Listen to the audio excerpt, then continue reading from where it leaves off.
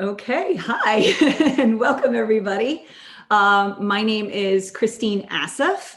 I don't know if we should be giving a little bit of time or anything like that for everybody to arrive, but if you're here, welcome, and welcome to my presentation on giving feedback, how to effectively communicate to your employees.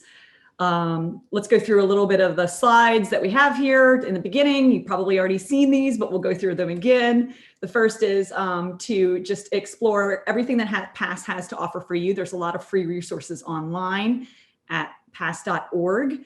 So lots of local user groups, the SQL Saturdays, lots of ways to get involved in volunteering. So make sure you check that out. Secondly, don't forget to give me a session evaluation and a session evaluation to all the sessions that you see today. Your feedback is very important. Please make sure you visit the session evaluation link in the left-hand side of the navigation bar to rate this session, and make sure you submit that before Friday. You have a chance to win prizes. And then also, and Simon, maybe you could chime in here. I think Simon is our moderator today. If you have any questions on any of the content that we're going over today, I think you can put those either into a chat or a discussion box. And Simon will be, our moderator today is going to be reading those. Was that right? That's correct. I will. So the questions related to the session, if they could go in the questions tab, and then if general chat could go into the discussion tab, that would be awesome. Perfect. So perfect. And he'll just buzz in when I have those. We're going to go over some content first, and then we'll take the questions as they go. So next thing, let's talk a little bit about me and who you're listening to today and why you've tuned in, and about kind of my qualifications here today. So again, my name is Christine Assaf. I am a people strategy consultant. I have a business called hrtac.com. Feel free to go take a look at it. There's my LinkedIn info and my Twitter info. And you can follow me on Twitter, where I like to talk all about how HR are bad people. But I am in training and development and in HR by trade. I do a lot of leadership development and organizational development. And I'm also a grad school student about 5 classes away from my IO Psychology Master's. And if you don't know what IO psychology is, it stands for Industrial Organizational Psychology. And that's basically the psychology of groups of people in the workplace, what makes them tick, what motivates them, and ultimately, how can you make them be more productive? And I'm a writer, a speaker. I focus a lot on communication and management and leadership and team building and all of those fun things. I've done SQL Saturdays all across the nation, as well as PASS Summit. Last year, I actually delivered this in person at Seattle, and then they asked me to come back and deliver it virtually. So here you are once again with this really, really great content. It's one of my favorite sessions to deliver. So let's talk about what you're going to learn today. We're going to go over why feedback is important, why it's important for you and for your teams. We're also going to go over the positive and negatives feedback, positive feedback that you can give and negative feedback that you can give. We're going to go over the formal methods of feedback, how we kind of look at feedback from a formal perspective, as well as just some best practices, some good tips and tricks, things that I've learned in the trade that I'm going to just deliver to you that you can kind of implement and bring to your workplace. And then in the very end, if we have time, and I hope that we will, I'll try to keep us on time, we're going to go over some practice scenarios. And that's where I'm going to need you to tune in and use that discussion box. And Simon will be moderating that. But when we get there, I'll let you know. Okay, so let's dig in. So first things first, why is feedback important? And if we were in a room together, I would ask that to everybody, and I would try to figure out what your responses were. And most of the time when I ask this question, the question is because most of you want to know when you've done something right? We all want to know when we do the right thing so that we can replicate that, do that again. But we also want to know when we do something wrong so that we don't do it again. So it's not just that we always want positive feedback. Sometimes we do want negative feedback so that we don't do it again and again and again. And this is something that is just true. Employees want to know when they're doing something right, and employees want to know when they're doing something wrong. The second is employee engagement. Feedback is important because it drives employee engagement. And engagement, for those of you who don't know what that term is, and most of us do, is kind of the willingness for an employee to devote time and energy to fulfilling their job responsibilities, and giving that emotional energy to the workplace, doing more than what they're asked to do, because they really are just committed to the values and to the focus of the organization, and they really want to deliver excellence. So you're getting them at their peak performance. And research shows that engaged employees are more productive and more profitable, right? So they make you more money. So when an employee is engaged, they make you more money.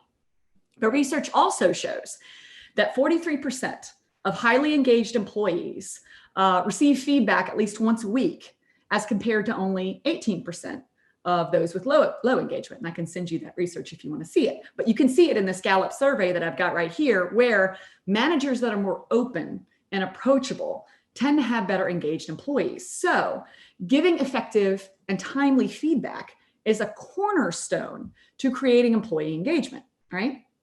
So why is feedback important?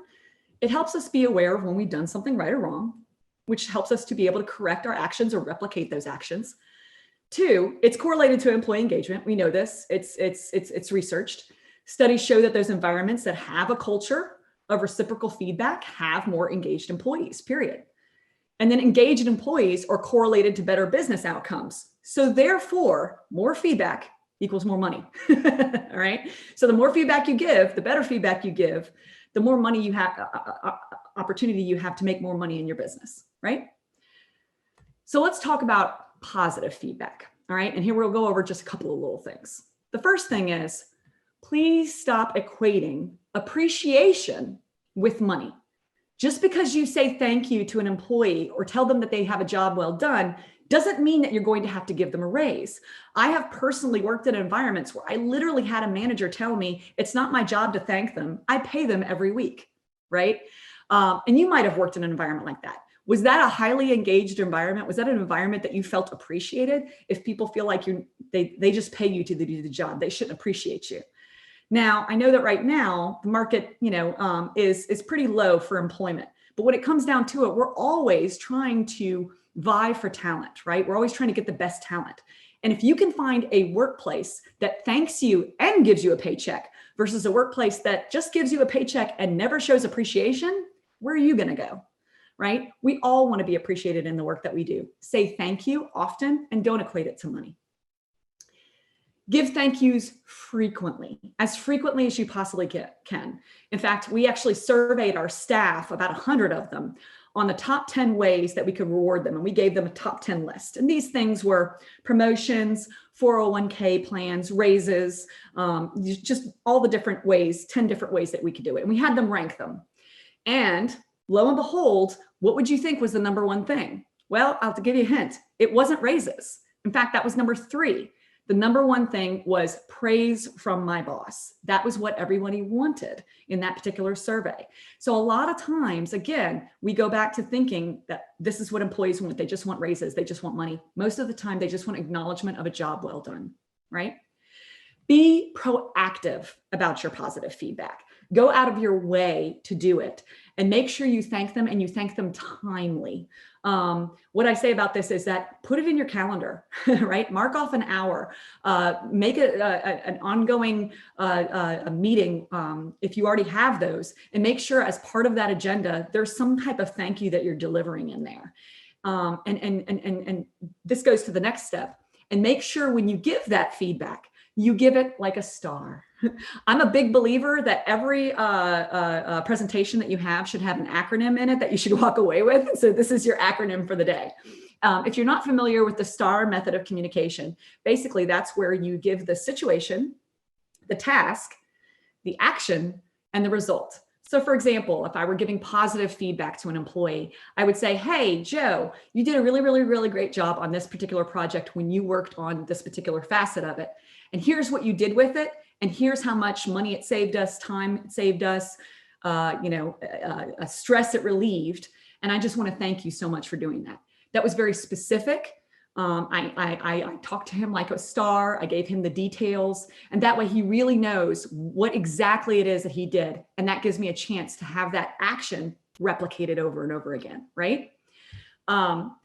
Also, be creative right? You don't always have to give raises or give promotions. And we can't always do that in certain markets, especially right now where things are kind of tight and weird. You can do various different things like giving time off, sending them to a conference if that's allowed, right? Or giving them money for training and development. I once worked for a place where the CEO put on a sombrero and bought just a case of the 100 grand and payday bars. And he wrote a little note on each one of the candy bars. And then he went throughout the office with sombrero on and put on the loudspeaker some really crazy music and went running around handing all these candy bars to everybody. Now I know that's like COVID heavy kind of thing. We can't do that these days. But the point is that he got creative, right, with it. And it was funny and it was weird. Now, the funny thing is he wrote a message on each one of those candy bars. And don't you know that a year, 2 years later, I saw on the cubicles that little candy bar note pinned up on the cubicles. Of course, the candy bar was gone by then, but the note stayed. So the point is that employees do appreciate these things when they come to them. And if you can get creative and do little things like that, it goes a long way. Little tokens of appreciation go a long way. All right. And the last thing is make it part of your culture. If you have an HR department, if you are in some kind of team lead, or you work on any kind of culture change or strategy in your organization, what kind of positive feedback strategy do you have in your organization? Is it there? Does it exist? Does it come from the top down?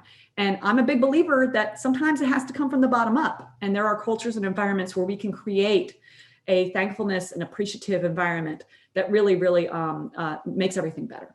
So that's a little bit about positive feedback. Now let's talk about the stuff that you really want to talk about, which is the negative feedback. So first things first about negative feedback. It's always researched, always researched. You need to review all the data that is involved before you're going to give any negative feedback. You don't want to be put into a situation where you walk into this room, you sit down to go talk about, a really tough topic, a really, performance issue or something, some action or inaction that you really need to address. And then all of a sudden during the course of the conversation, you realize you're wrong, you didn't do your research, something else is involved, and now we have to renege. That can be embarrassing on you. It can create a culture of distrustfulness. And so you need to be very careful there. So talk to those that are witnessed, review the data that either proves or disproves, review emails, speak to the employee to get to the whole story before maybe you even have that performance discussion. But don't go into it with only one opinion. You want to go into it with everything. I've worked in HR for a very long period of time. And let me tell you something, it's always shades of gray. There's never a black and white to the story. It's always kind of a meet in the middle kind of thing. So you want to make sure that you are hearing different sides of the story before you walk in.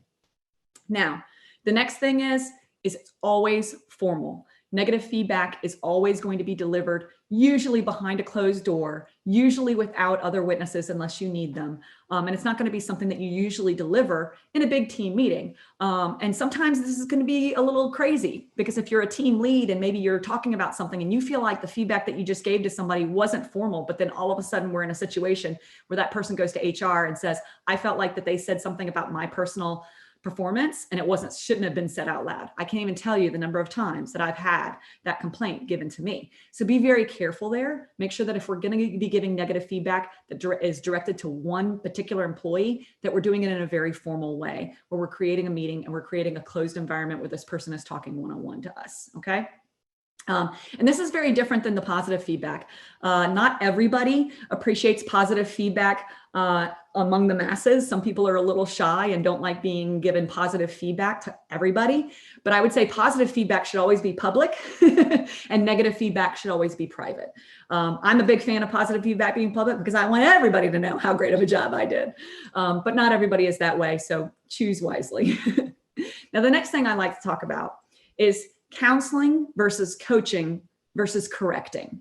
Now, when you think of a counselor, right, you might have an image of somebody who sits back in a chair and asks you about your feelings and says, tell me more about that, right? That's typically kind of what a counselor does. Or maybe you're thinking of a counselor from like high school who kind of asks you what it is that you want to do, where you want to go forward with things. And that's kind of the right idea. Counseling usually involves the idea of kind of helping somebody through something, helping them come to terms with what's going on. I usually say that it's kind of like having a ball of yarn, or like yarn that's all, discombobulated, and they're coming in and saying, hey, can you help me organize this? And you're kind of unwrapping it and rewrapping it to make a good ball of yarn that makes sense. And so sometimes you're going to have to play counselor as a leader. And in those feedback sessions, you may have to ask more questions, ask how they feel about things, ask how they came to those conclusions, and you might have to be a counselor or repeat things similar to what a counselor does. Now, sometimes you may have to be coach. And if you think of a coach, like in a football team or a soccer team or anything like that, coaches tend to be very motivational, very inspirational. They tend to be a little authoritarian, telling you what to do, where to go. And then they also tend to evolve around performance improvement. We need you to tweak this, do that better, right? It doesn't necessarily surround discipline so much. They're more trying to kind of inspire you to get better and be better. So sometimes you're going to have to be a coach, right? Now, if you think of a corrections officer or a police officer, this is a person who you violated the law, and now I am letting you know that you violated the law, right? When we're correcting someone, we're saying, hey, there's a policy, a guideline, a norm that you violated, right? And we need to let you know that you violated that. And now we're giving you a formal notice that you violated that, right? Either documentation or something like that, right? And so sometimes you're going to have to be the corrections officer. Now, all of these three things exist, and they vary in levels. Sometimes you're going to have to be more of a coach than you'll be a counselor, but sometimes you might have to adjust. Kind of know and get a feel for when you're going to have this negative feedback conversation, where you're at and where you need to be, because you don't want to come in as the corrections officer when you really kind of need to be the counselor at that moment. So be careful there and just kind of gauge at where it's appropriate. Now, the next thing is specifics are always necessary. And this kind of harkens back to the well-researched idea. But I told you earlier about giving positive feedback in the form of a star. Well, now I'm going to ask you to give negative feedback in a pirate star or a star RR, right? That's your joke for the day. Everybody laughs. It's wonderful. But in this particular case, you're going to give the situation, the task, the action, and the result of that particular action, the negative one, the bad one. And then you're going to give the alternative result if they had done something differently. So in our example of Joe, let's say, hey, Joe, you worked on this project. Here was a specific thing we asked you to do. Here's what you did and what happened. And that was bad. But if you had done this, it had worked out great. This is something different you could have done. Or, Joe, what could you have done differently to be able to get an alternative result, a better result, right? That would even be better if we give him an open-ended question, which we'll talk about a little bit later. But the point is that specifics are always necessary. Don't just go into it and say, I want to talk about this particular the project. Go into it with, I want to talk about this particular project, what you particularly did, and what the action was and what happened, right? Get down to the nitty-gritty. So definitely use the STAR method in that particular way when you're dealing with infractions, especially. Now, the last thing about negative feedback that we're going to talk about is it's always done timely. And what I mean by that is that you do have to review it. You do have to research it. And I want you to, take that time to be able to do that. But at the same time, you got to do these as quickly as possible. You can't let it fester. First off, most of the time, your employees know that these might be coming, right? If they've done some type of infraction, some type of issue, they might be kind of got that feeling that something's coming down the bend. And if you've ever been put in that situation, the waiting game it's just tenuous. It's horrible. It just weighs on you like a big boulder. So doing this timely relieves that pressure, lets them know where they stand, and lets them get over the error or the performance management issue or whatever the case may be and get to the other side of things. Secondly, I have had this happen before where we've never addressed something with somebody and they didn't know. So if we're not doing it timely and then we come 2-3 months down the road and we're like, hey, by the way, you remember 3 months ago when you did this? I mean, come on, we can't be doing that. If we're sitting in the performance evaluation and we're saying, hey, well, this is everything that you've done throughout the year, but we never addressed it with them. That's not fair. That's not how you would want to be treated. It's not how I would want to be treated. I want to know as soon as you know that something is wrong and that you're willing to sit down with me and correct it. So make sure that when we're giving negative feedback, we're doing it on a timely basis as soon as you feel like it's appropriate to handle. All right. So let's talk a little bit about that formal feedback that I was talking earlier. Most of you have some kind of formal progressive discipline policy, and it looks somewhat similar to this. And we'll go over them, very shortly. But the idea is that you have some type of verbal warning that you usually give. And this is usually for first-time offenders. It's usually done behind closed doors, somewhat semi-informal. And it lists the specific action and the correction, things like that. And sometimes in some organizations that have a formal discipline policy, and by the way, if you don't have a formal discipline policy, you can literally Google formal discipline policy sample and find about 1 million of them. If you're a small business owner or anything like that, you can create your own formal discipline policy. I do recommend that every organization have a formal discipline policy. And the reason for that is that it can help you in legal situations so that when you're ever faced with any kind of legal liability, you can say, here's what we have in place. Here's what we show our new hires. They know the expectations. It's in our employee handbook, how we do our progressive discipline policy. Everybody's aware. Everybody knows they're on the same level, that they're going to receive this in this way. But the verbal is usually beginning, right? And typically we say that the verbal is not written, right? That's why it's called a verbal. But in some cases, we do actually write the verbal down. It just doesn't have the employee's signature on it, right? We document it is what we call it. But then by the time we get to the written, usually the written is, we've already had the verbal and now we need to tell you again, but this time we're making you sign a piece of paper, right?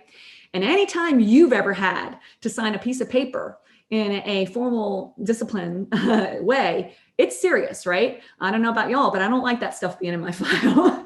And so if there's a written discipline policy, that means that I already got the verbal and I did it again. And now I better be on my best P's and Q's.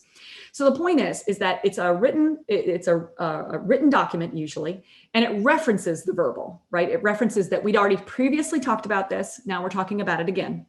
And it usually always references a direct policy violation. Now, what does that mean? What does direct policy violation? It means something that you can actually see in the employee handbook, something that you can actually see in the job description, right? Or something that is a formal norm or process, right? That you have that exists in your structure and in your environment. What that means is that you can't just come into my office and say, hey, Christine, I want to write up this person for bad attitude. Okay. What about their bad attitude is affecting their work performance? Show me where their work performance is lacking. They're not providing their deliverables. They are going against our code of conduct.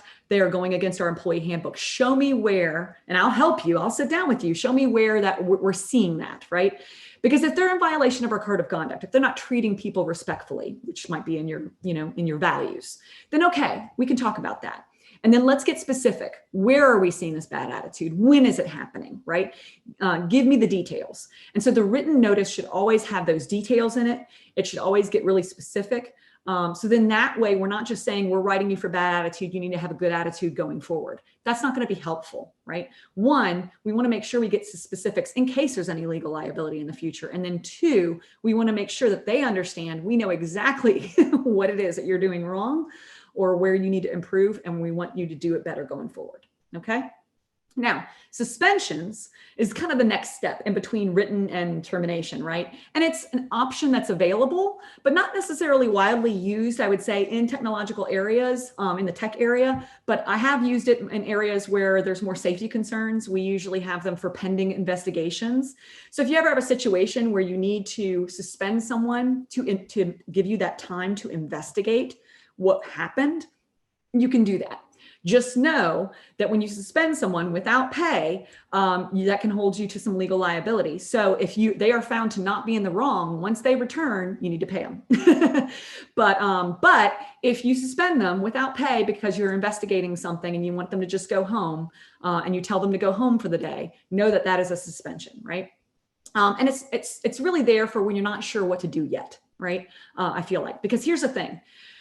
You're never going to suspend somebody to gain best performance. I've seen people who want to suspend people for a little while because, hey, we've given them a verbal warning, we've given them a written warning. Now we want to give them a suspension before termination. Here's the thing. If you suspend me for 3 days with no pay, do you think I'm going to come back and be a better employee? No. I mean, you just knocked me over the head with a hammer, right? You just affected my livelihood. You know what I'm doing? I'm looking for another job, right? Now, if that's what you want to have happen, we're going to talk about PIPs, performance improvement plans, in just a second. And that's my suggestion. But suspensions will never drive better performance. It's a punishment, okay? It is a punishment tool.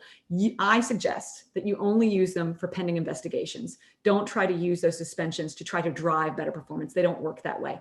Go to a performance improvement plan if you're trying to drive better performance and put somebody on warning, right? And then, of course, after that, we go to termination, which of course is always done as formal as we possibly can, always done quickly. And we're not going to talk about how to terminate an employee today. But you know, most of you, I'm sure, have unfortunately had to do that. I know I've had to do my fair share. And let me tell you, they never get easier. So I talked about it just now, but I talked about PIPs, performance improvement plans. And I have a love-hate relationship with PIPs. And if you've ever been on one, you probably have a hate relationship with PIPs. But I find them to be a very useful tool when done well. And they're great to get performance improvement and documentation when you're having those tricky areas. So I like to say also that PIPs work really, really well for when you have kind of those employees that are just not cutting the mustard. They're not really doing anything overtly wrong, but they're just not at the level that they need to be. And we've tried to work with them on performance evaluations. We've tried to coach them. We've sat them down. We've talked with them. And now we just really need to give them some kind of document that they sign saying, hey, we have talked to you on multiple occasions to get you better. And now we're telling you, you've got 30, 60, 90 days to get better, right? Now, there's always a deadline on PIPs, and I do not recommend anything longer than 90 days. Most legal courts will not accept anything longer than 90 days for PIPs. 30, 60, 90 days is entirely appropriate. When you write these, it should always reference back to the job description and what the employee is not doing or needs to be doing. And it should always have some type of safety net and or training and here's what we're going to do to help. So it should always really kind of list like here's the things that we're seeing that we need some issues. Here's the deliverables that we're asking for. And then here's how we're going to help you achieve that. And then it should also say, and here's where we're going to check in. We're going to have weekly check-ins, monthly check-ins, whatever the case may be, to be able to get you there. They should feel like there's a little bit of a support system around them for this, okay?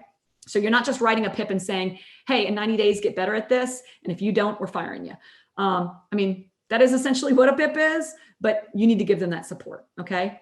The other thing that I want to kind of chime in here with, and it's not on my notes, but there is such a thing in the HR world as called manager's notes.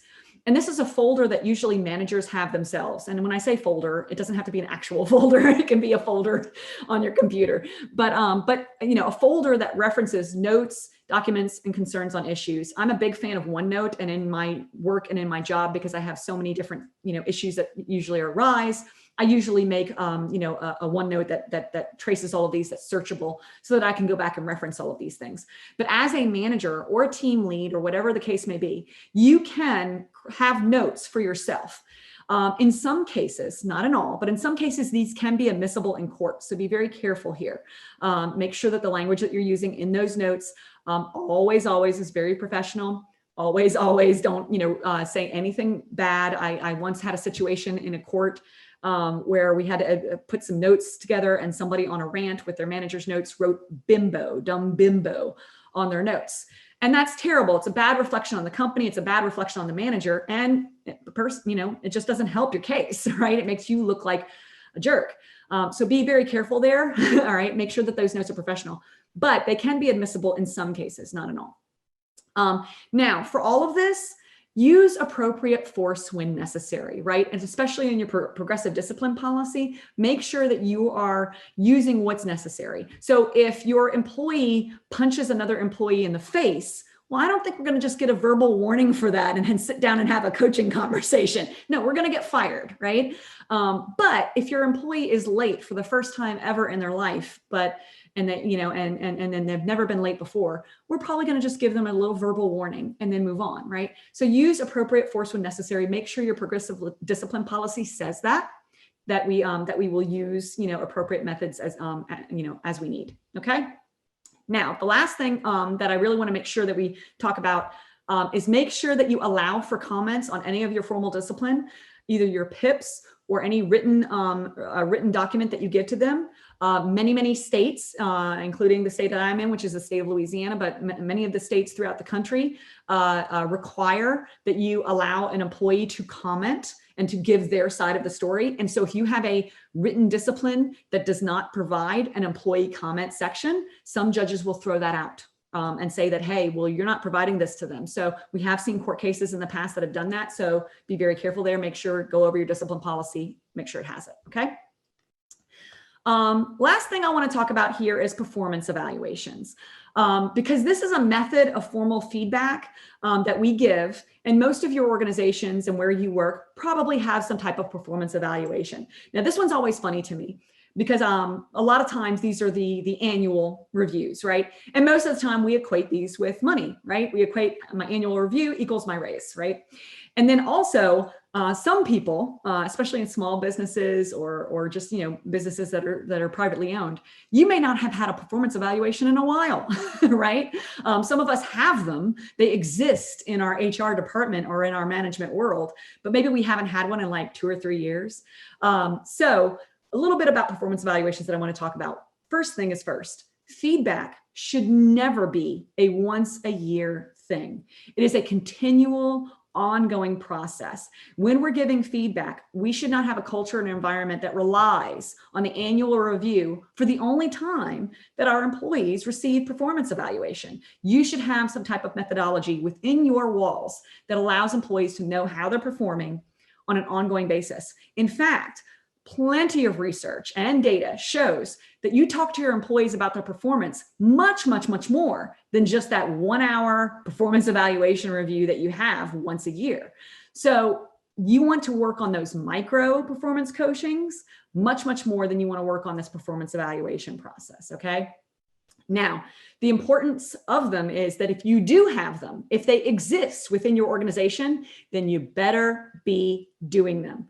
I can't even tell you the number of times that I have an employee come in and tell me, hey, when's my performance review?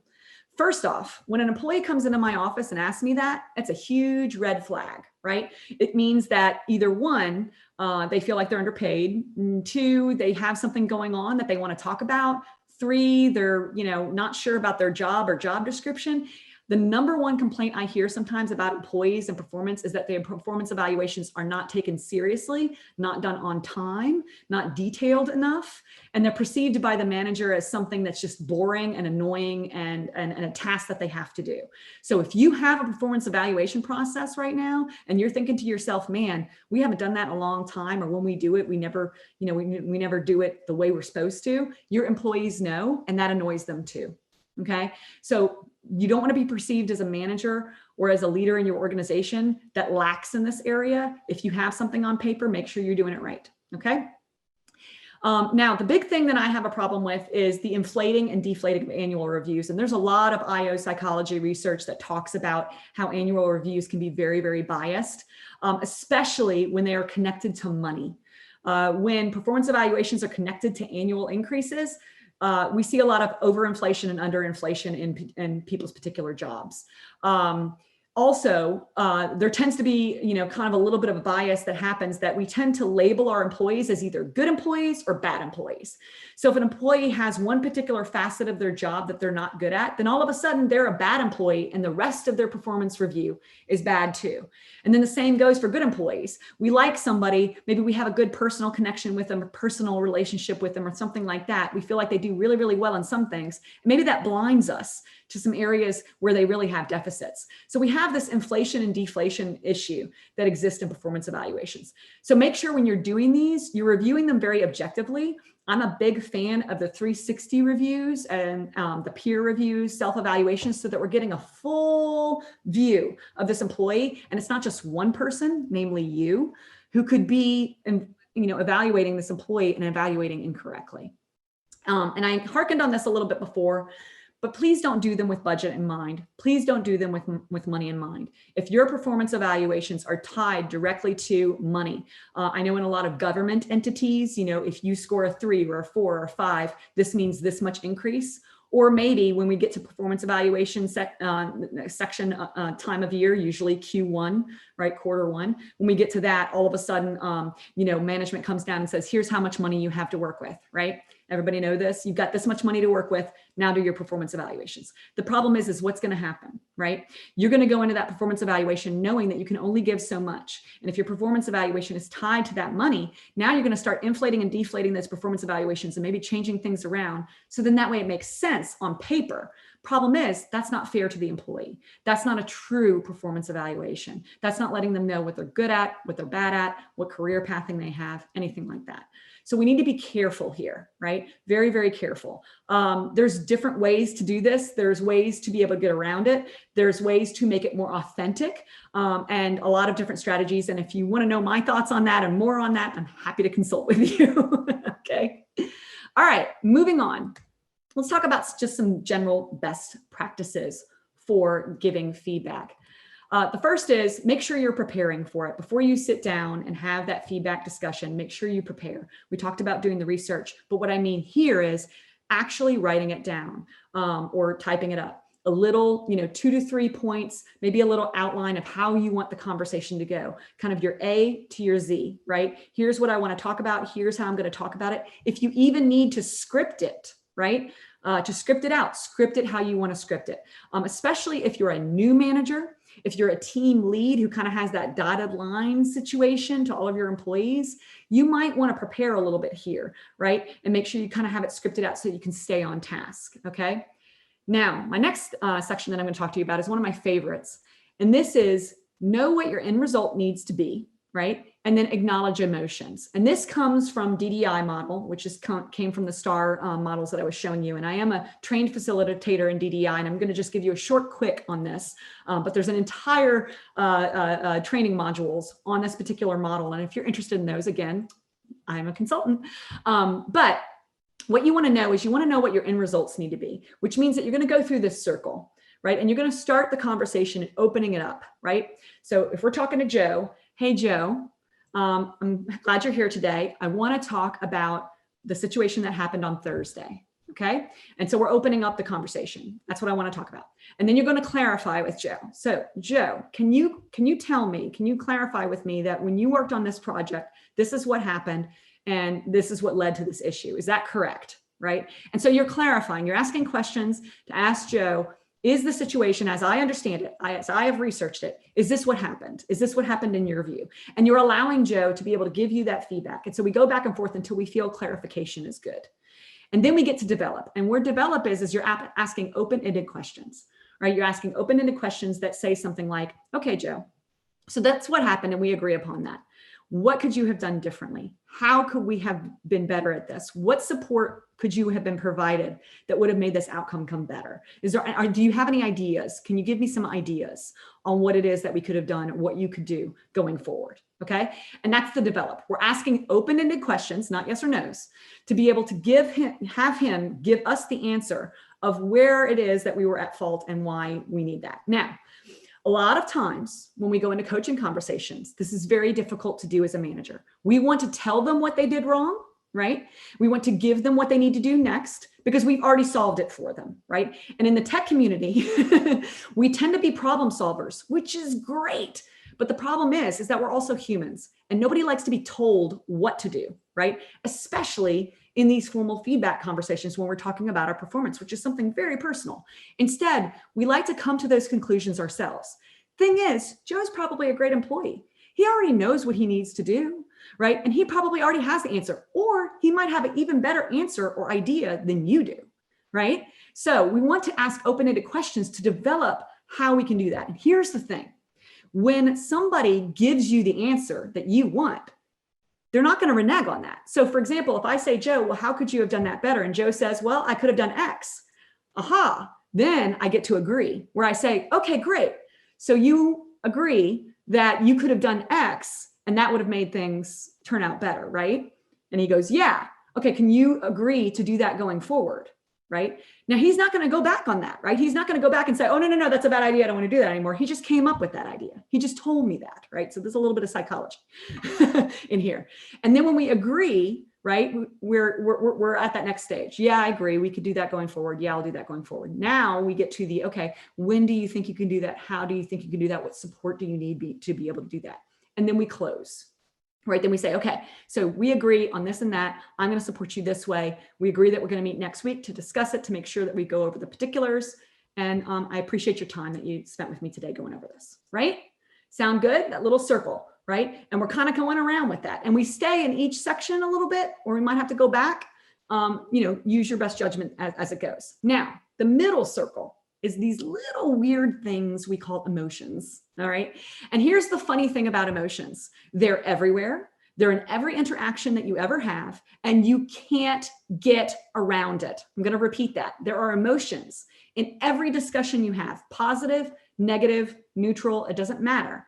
And you can't get around that. You can be as objective and as technical as you want to be in these situations. But when it comes down to it, we're all humans, and that's what we've got. None of us is a robot, okay?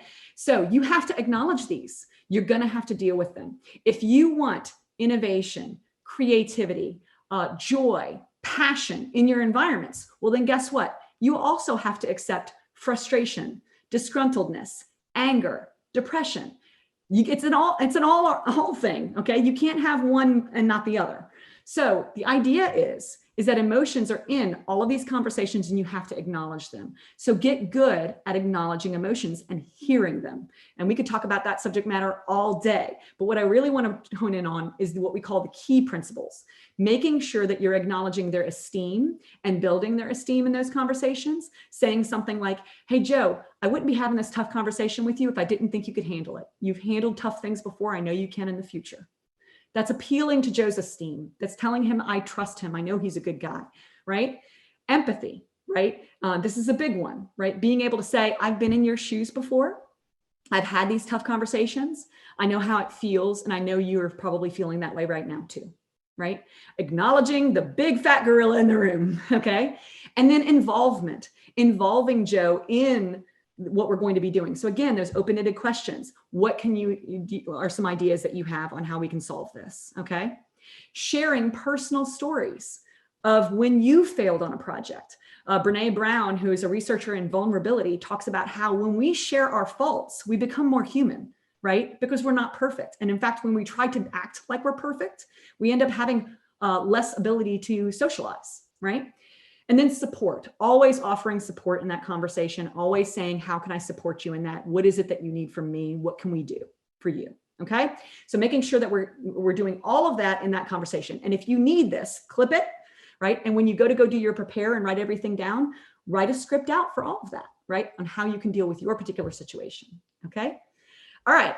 Next thing, please stop doing the Oreo cookie sandwich approach negative feedback. And if you've never heard of this before, what it is it's where you say something nice and then you say something not so nice. And then you say something nice on the tail end. And you try to feed what I like to call the poop sandwich to an employee and hope that they like it, right? Here, I'm going to give you this. And I hope you don't recognize that in the middle, there's something bad, but I've surrounded it with something good. So you're going to like it, right? No. Okay. First off, if you've ever been the receiver of the Oreo cookie approach, you know what's coming. Christine, you're really, really great at giving presentations, but sometimes you do this and it really annoys me, but otherwise we really like everything you do. No offense, but the only thing I'm going to be hearing is the middle part. That's it. I appreciate everything else you said, but really you just wanted to give me some negative feedback, but you surrounded it by positive to make you feel better, not make me feel better. When it comes down to it, we cannot control other people's emotions. We cannot control that they're not going to like what we have to say. We've got to get comfortable with that uncomfortable feeling. And the only way to do that is to just go ahead and pull off the Band-Aid. Now, don't be mean, be tactful and diplomatic and human and compassionate in the way that you deliver it. But don't do this whole Oreo cookie sandwich thing, okay? What I like to say is that honesty is always the best policy, but honesty without tactfulness is cruelty. So make sure that you're diplomatic, you're compassionate in the way that you deliver it. But please stop with this Oreo cookie thing. Nobody believes it. All right, some other things. Make sure that you give them SMART goals whenever you're giving them any goals. So if you are putting together a performance improvement plan, if you are working on how to strategize going forward, then make sure you're giving them SMART goals. Most of you know this acronym, but it's specific, measurable, achievable, results driven, I believe, and then timely or time sensitive. And that means that you're just making sure that those goals meet all of that. Again, if we go back to the just have a better attitude going forward, that's not SMART. That's not a SMART goal. So make sure we're giving those goals really specifically. I am also a big fan of what we call the broken record technique, which basically means that what you repeat in a meeting is what they're going to walk away with. So if you hone in on that one or two things, and I don't ever go into a performance feedback session where you're giving more than 2, maybe 3 things. They're not going to remember everything. You should not have this long list of all of the violations or of all the things that you don't like and just like lay it all out to them. No, you should give them 2, maybe 3 things. That's it. But the broken record technique is really great because, again, the more you repeat, the more they're going to hear, because they're going to hear that over and over again and say, okay, they really had an issue with how I do this, and I need to work on that going forward. Okay.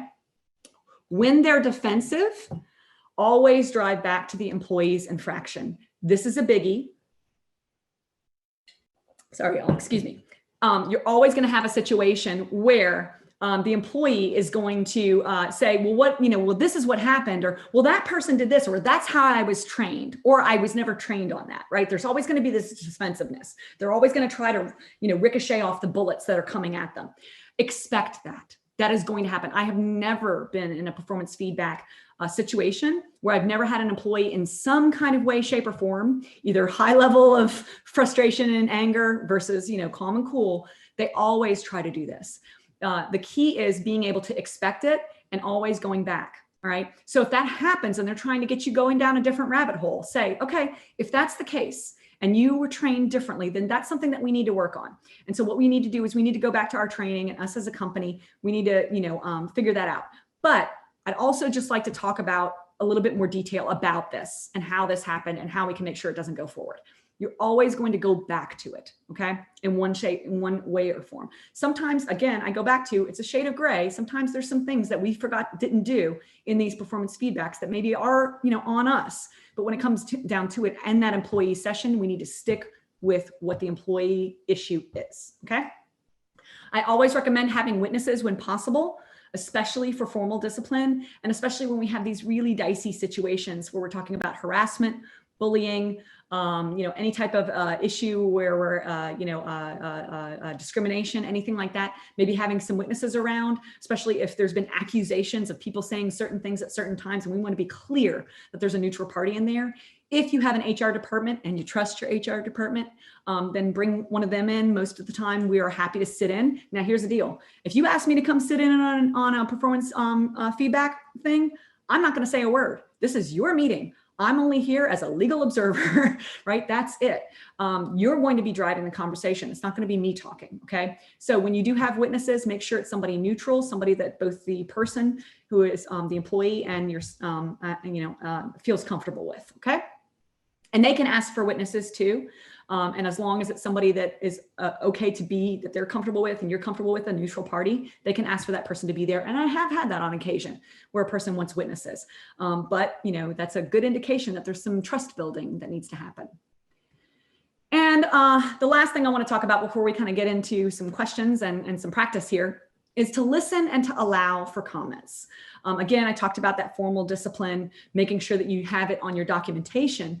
But in addition, you need to make sure that you're listening, right? We need to make sure that we stop, listen to what they say, let them answer our questions, don't interrupt them, and allow them to have comments on all of this. When you lay it all out to them, make sure that they have that opportunity to be able to give their side of the story. Sometimes they know and they will acknowledge where they could have done better, but really they want to make sure that they just get heard. And again, I talked about those weird little crazy things that we have called feelings. Sometimes they just want to express those feelings to their boss, to their team lead, and they just want to know that you understand why they feel that way. So make sure that you're allowing for that listening, you're allowing for those comments, you're allowing for their side of the story. Okay, so we're going to go into practice, but before we do, I'd like to see if we have any questions so far that I can answer, and then we'll go into some practice scenarios. So Simon, do we have any questions? Hey, Christine, you've done great. You've answered a lot of the questions Oh my gosh, I've through answered your all of them. presentation. I've got one here from Tom F, who says, how frequently should I be having one-to-one meetings with my direct reports? Yeah. So, I would say that it, it varies in organization, it varies in the work that you do. And it's very difficult to be able to say that without knowing the specifics of departments and organizations and meetings and everything like that. But I think a very good rule of thumb is that most managers are talking to their employees at least once a week, if not just having those check-in conversations of being able to say, hey, we have a standing meeting 9 a.m. on Thursdays. Sometimes it's going to be, 15, 30 minutes. Sometimes it's going to be just 5 minutes. We don't have much to discuss, but always allowing that opportunity for employees to have that. I have worked at places where I didn't check in on a weekly basis, or maybe we forgot, or maybe we were constantly canceling those meetings. And it can breed distrust, right? In a vacuum, when we're not communicating on a regular basis, we start to wonder whether or not people like us. It's kind of weird, but also we're seeing that very frequently right now in the work from home issues that we're facing with the COVID, right? And all of what we're having to do. And the issue that we're having right now is that in a vacuum, people will make up their own issues. And so it's kind of like middle school again, where people are like, oh, well, if they don't talk to me, they must not like me. So make sure that you are having those check-in meetings, if not to just talk about, the operations and the business, but even just to be able to say, how's it going? How are you feeling? How are things happening? And that creates a really great mental health workplace. And again, makes you a more approachable manager, which can potentially make more engaged employees. So I hope that answers your question. Perfect, thanks. Oh, I've got another question in here from Josh H that says, how do you handle a peer or direct report that is constantly downplaying their abilities? It's because I'm dumb, I'm not as smart as you, etc. Okay. So the question was, how do you talk to an employee, give feedback to an employee who is downplaying their abilities or maybe denigrating themselves? Is that correct? That's correct. Yeah. Yeah. So that's very interesting. I think it's one of those interesting things where, if we haven't directly had a conversation saying, are you aware that you do this? That would be the first step, right? And again, making sure that we understand, what kind of relationship you have with this person. Do you have a relationship of trust? Are you able to sit down and have that conversation? And who should have that conversation? Does it make sense for you to have that conversation or for other people, or what the case may be? And I don't want to say like any kind of intervention thing, but if the team feels like it would be well received in a more formal or informal method, figure it out where it makes sense to you. Because if it's a peer, kind of a work friend, it might be something that you could do a little bit informally. But I think the biggest thing that you can do with that is that, it sounds like there's some performance development that needs to be done there. And obviously this person, may have some issues internally of their own confidence and self-confidence on what they do. And who knows what those reasons are. But when it comes down to it, being able to, make them, ask them if they're aware of it. They may already be aware of it. But once we know that awareness is beyond us, right? That somebody else is aware that we do this too. That can sometimes be a huge driver to correcting our own issues, right? Now, here's what I'll say. I'm not a clinical psychologist. None of us are therapists. We shouldn't be sitting down with our employees and having this, tell me about your childhood trauma and let's work through it. Like don't be that, right? Don't be that. But there is an intersection, right? Between performance management and emotions and issues that we face in our personalities and our work ethic and what we do. And so makes sense, but don't get into therapy, right? Don't get into the, you need to work on this facet of your personality and change who you are. More so just tying it back to how that affects their work. Right. Just so when going forward, when you do this, when you say those kind of things, here's how that could affect your work and your career, and again, going back to that share, if you have a personal story or situation, or if you know somebody who used to be like that and now is no longer, and they're willing to talk to this person, that might be a good thing too, right? From peer to peer, to be able to say, I used to think that way and I used to be that way. And I did this, to help myself out. But that's a good performance development discussion. So I hope I answered that question. Yep, sounds good to me. The final one at the moment that I've got on here is from Martin W, who says, one of my biggest challenges, and in brackets he said that I failed on before, was handling the performance of a low performer within a team of solid and high achievers. Yeah. How to keep negative feedback private whilst also making sure that the high achievers on the team know that I'm aware of and working to support the lower performer. Yeah. So Martin it was, right? Yes? Yes, Martin W. Yeah. So Martin, your story about having a low performer among high performers, and then of course, you know, the unfortunately we have those discussions, and maybe even though they're behind closed doors, the gossip gets out, right? And then also, just like you said, the dynamic of, hey, we have high performers, they know that this low performer is here. And so that kind of creates this animosity, as it were, in the halls of our environment. And that's a tough situation. And I'm sorry that you feel like you didn't do it right, but you know, I feel like every failure is an opportunity in disguise, right? An opportunity to learn. But what I would say is that I've been presented with those multiple times in my career. And what I would think is that, you know, we're never going to be placed with a situation where all of our employees are high performers, all working on insanely great, and nobody is a low performer, because when it comes down to it, there's always that bell curve, right? That's usually the reality. We're always going to have that one person who needs a little bit more tender love and care. And it sucks, but it's true in management. And when it comes down to it, we do have to address this. And I would say that there are ways to communicate in ways that make sense, that don't violate any kind of confidentiality, to allow your employees to understand and know that you are working on this. And there are ways to try to keep as much as you possibly can confidential, but unfortunately, you know, employees are going to talk, and that's fine.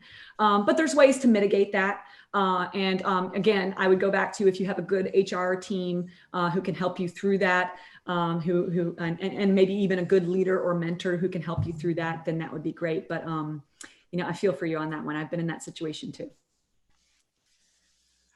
Okay, and we have a question here from Destin C, who, I apologize if I haven't pronounced that right.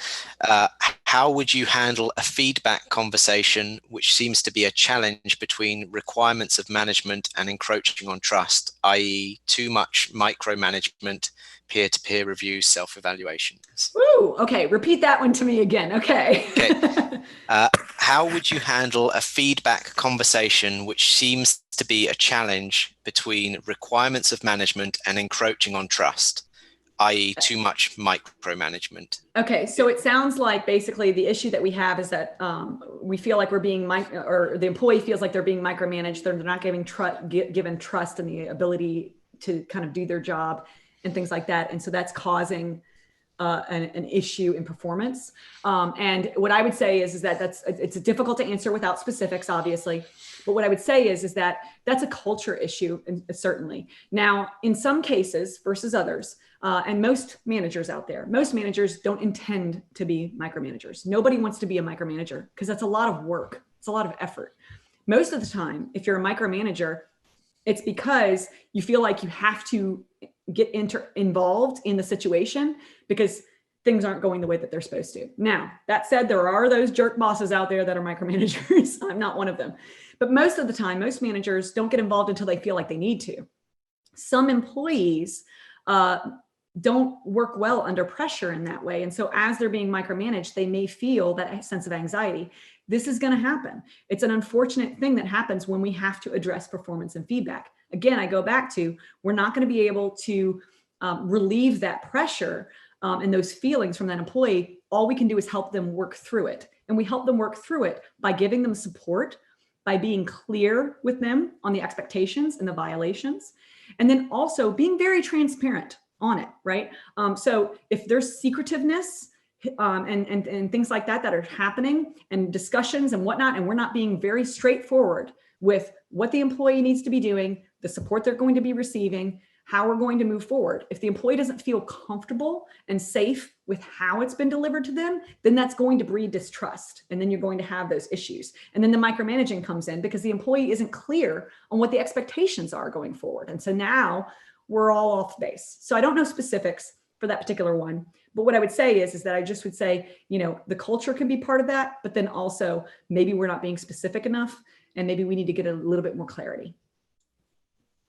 Awesome, thanks. And then I've got John M, who you may well have answered some of this in that last answer, but he has said, what is the best way a manager can resolve or acknowledge an employee's constant frustrations that are external to the group so that it does not impact the employee or group?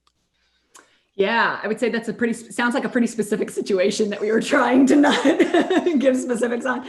So I would say that when you have a situation where you need to, how about this? Whoever that person is, my email is going to be at the end of this presentation. Why don't you email me and we'll talk about that? Because I also want to make sure we have enough time for go over these scenarios. And it sounds like a pretty specific situation you have there. Awesome. And Martin has come back with a follow-up to the low performer within the team of solid high achievers question. The failure was that I had a solid performer give notice, and the reason he started looking was that he did not think I was aware of or taking action with the low performer. Right. I never want that to happen again. And worried it will. Yes. And again, so there are ways and there are methods to be able to communicate to your team and to your environment and to your culture that we're dealing with performance management issues of others. Now, you had one employee leave, and I get that sucks. We can't make those determinations. And here's the thing, is it the cause of that particular one person that they left? Is it the cause of the culture, the environment, the things like that? Yeah, we could start splitting hairs. But when it comes down to it, there are ways to be able to indicate to your employees that you're taking care of things without being able to go into details and letting them know.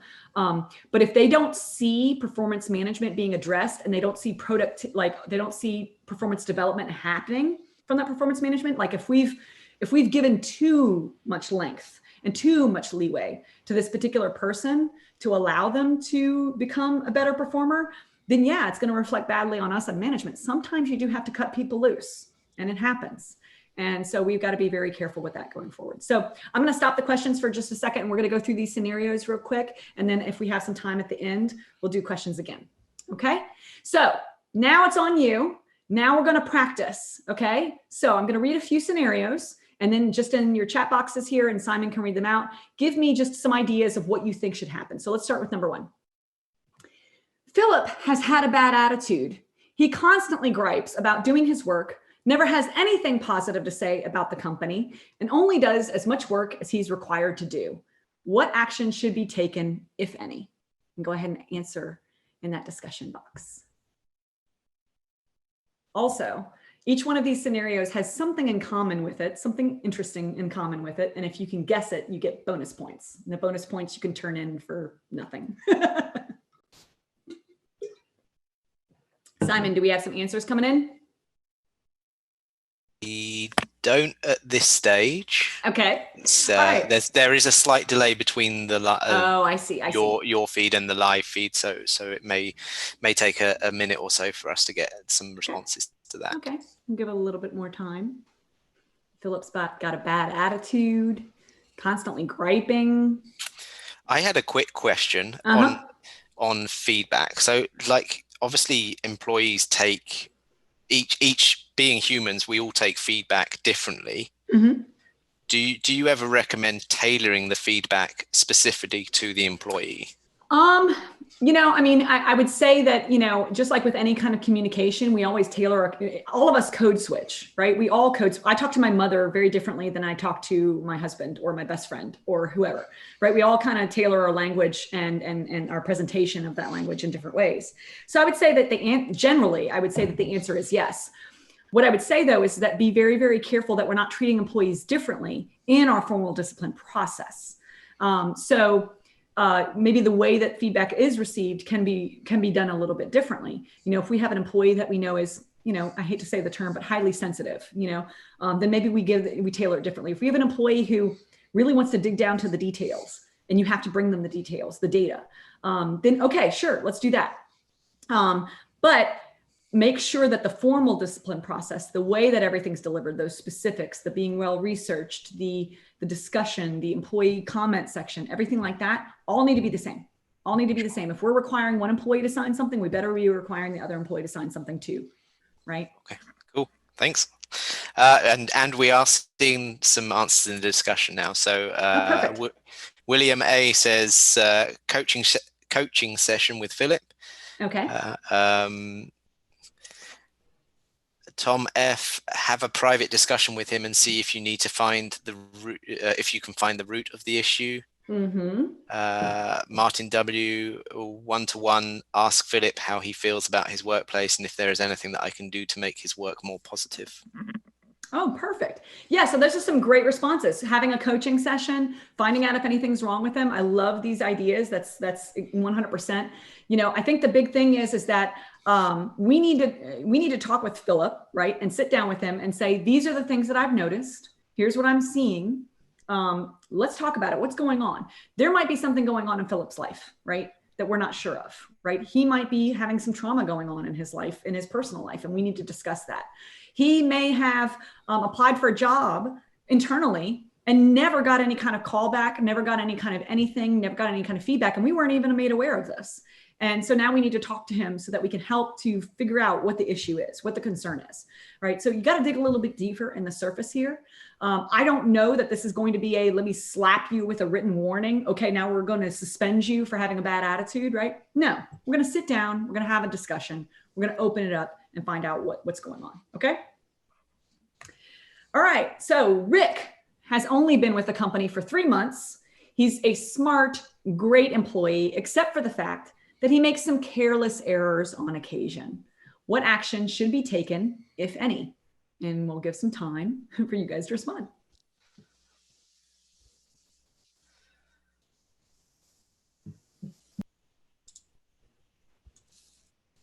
Okay, so Josh H gets the award for being the first person to answer there. There you go.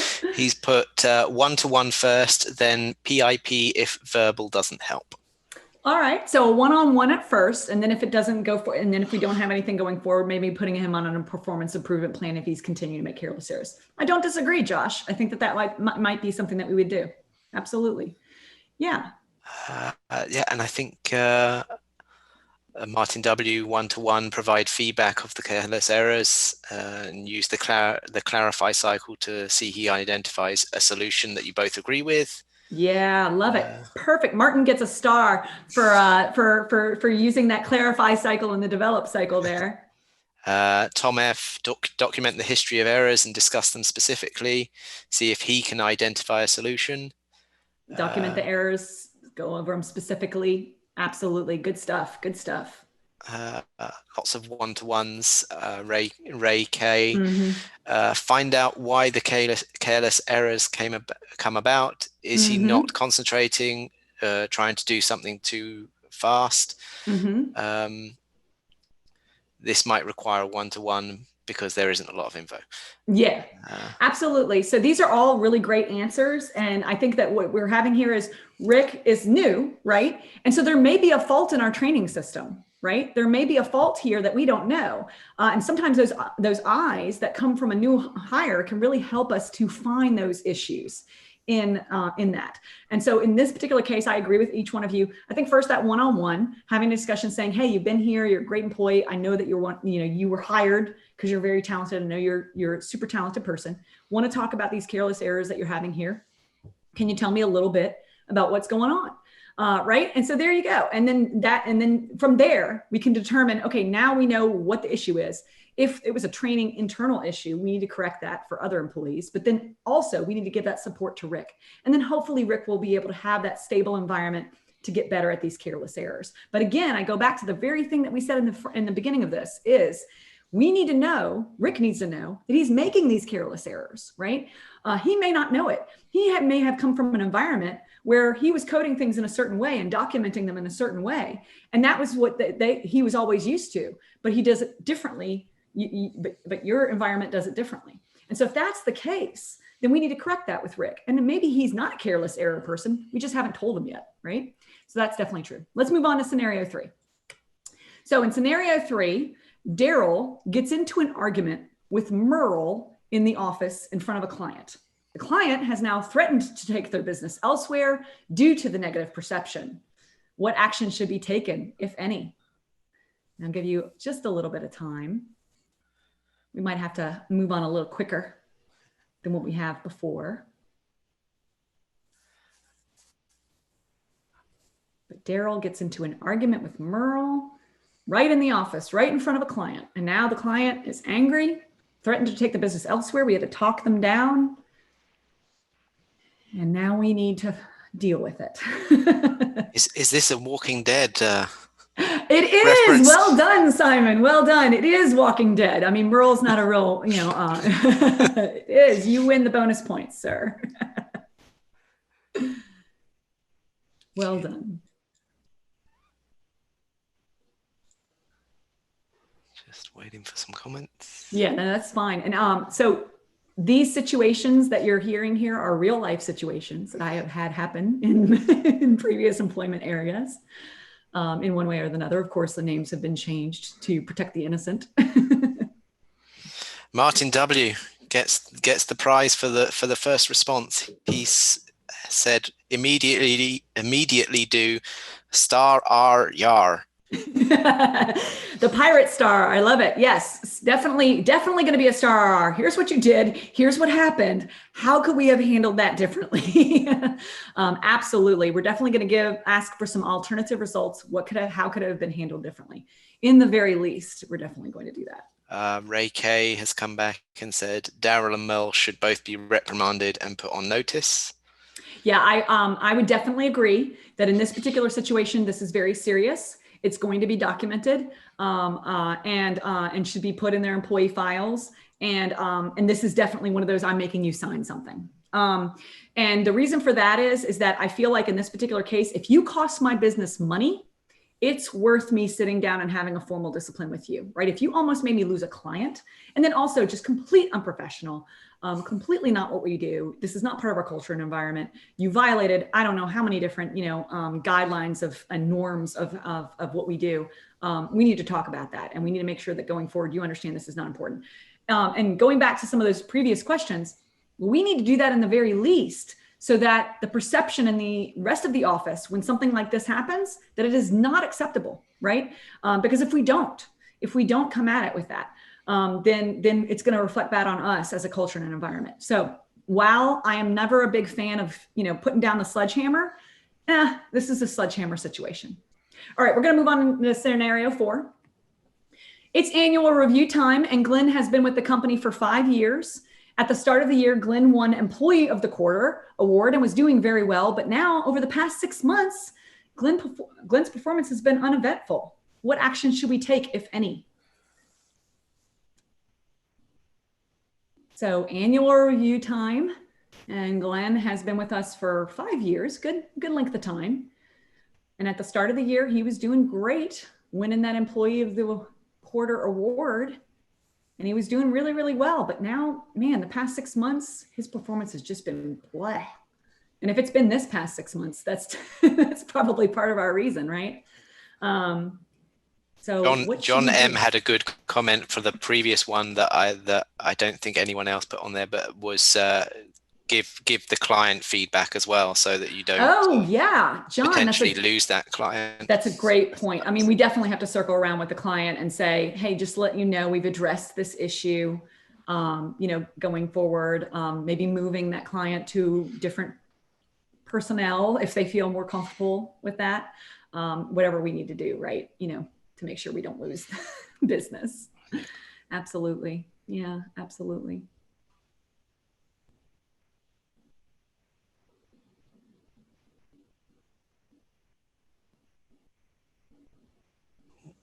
So Ray K is the winner on this, wins the award. 1-to-1, find out what's going on. There might be extenuating circumstances that have caused him to go downhill.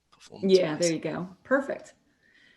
Yeah, absolutely. I definitely think this is a 1-to-1 issue. I think this is talking about it. It's kind of like what we talked about with that first one. Maybe all of a sudden Glenn's now going through a divorce. Maybe he lost a parent. Maybe he's having trouble with one of his kids in school, or, like what's going on here. Maybe he's having difficulty being a single parent and trying to do the, teaching from home, learning school from home and work, and so there may be some issues there and some, you know, some discussion on performance levels that we need to kind of come to terms with. So absolutely. Do you want me to read out a few No, more? I think what we're going to do is we're going to skip scenario 5, since I think we're right at time now, because we're hitting 3:45 on the dot. Yep. So I appreciate everybody being here. This is my information. Feel free to email me if you have any questions, especially that person who had that pretty specific question. I'll be happy to answer that for you.